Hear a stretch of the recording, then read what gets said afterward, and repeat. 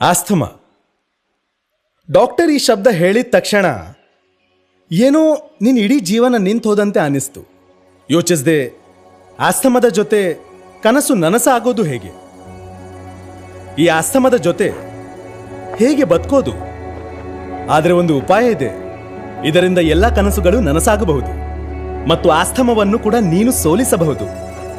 ಅಡೆತಡೆ ಇಲ್ಲದ ಜೀವನ ನಡೆಸುವ ವಿಧಾನ ಇದು. ಆಸ್ಥಮಕ್ಕೆ ಇನ್ಹೇಲರ್ ಸರಿ. ನನಗೆ ಗೊತ್ತು, ಇನ್ಹೇಲರ್ಸ್ ಅಂತ ಹೇಳಿದಾಗ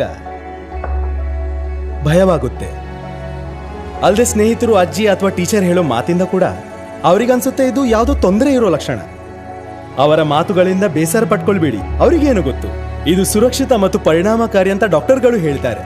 ಆಸ್ತಮಕ್ಕೆ ಇನ್ಹೇಲರ್ ಸರಿ. ನನಗೆ ಈ ಆಸ್ತಮದ ಕುರಿತು ಹೆಚ್ಚಾಗಿ ಏನೂ ತಿಳಿದಿಲ್ಲ.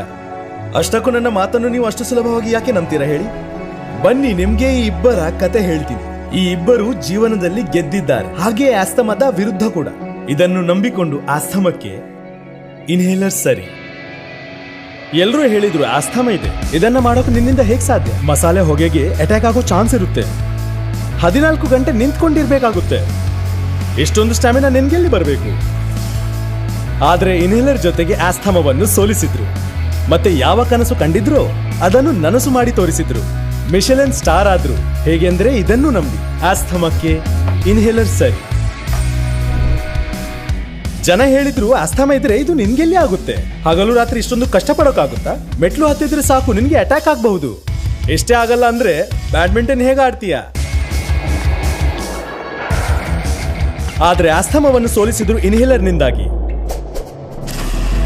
ಜನರಲ್ಲಿ ಬ್ಯಾಡ್ಮಿಂಟನ್ನ ಹೊಸ ಹುಮ್ಮಸ್ಸು ತುಂಬಿದ್ರು. ಅರ್ಜುನ ಅವಾರ್ಡ್ ಪಡೆದ್ರು ಮತ್ತು ಕಾಮನ್ವೆಲ್ತ್ ಗೋಲ್ಡ್ ಕೂಡ. ಇದನ್ನ ನಂಬಿ ಆಸ್ತಮಕ್ಕೆ ಇನ್ಹೇಲರ್ ಸರಿ. ಹಾಗಿದ್ರೆ ಇವತ್ತಿಂದ ಈ ಕತೆಗಳನ್ನ ನೆನಪಿಡಿ, ಜನರ ಮಾತುಗಳನ್ನಲ್ಲ, ಮತ್ತು ನಿಮ್ಮ ಕನಸುಗಳ ಕಡೆಗೆ ಹೆಜ್ಜೆ ಇಡಿ. ಅಡುಗೆ ಹೇಗ್ ಮಾಡಿ ಅಂದ್ರೆ ಜನ ತಿಂತಾನೆ ಇರಲಿ. ನಿಮ್ಮ ಆಟ ಹೇಗೆ ಆಡಿ ಅಂದ್ರೆ ಎದುರುಗಿರೋರು ಚಿಟಿಕೆ ಆಗಿ ಹೋಗ್ಲಿ. ಇನ್ಹೇಲರ್ಸ್ ನಿಮ್ ಜೊತೆ ಇದ್ರೆ ನಿಮ್ಮನ್ನು ಯಾರು ತಡೆಯೋಕ್ಕಾಗಲ್ಲ. ನೀವು ಆಕಾಶದ ಎತ್ತರಕ್ಕೆ ಬೆಳಿಬೇಕು ಅಂದ್ರೆ ಇನ್ಹೇಲರ್ ಸರಿ.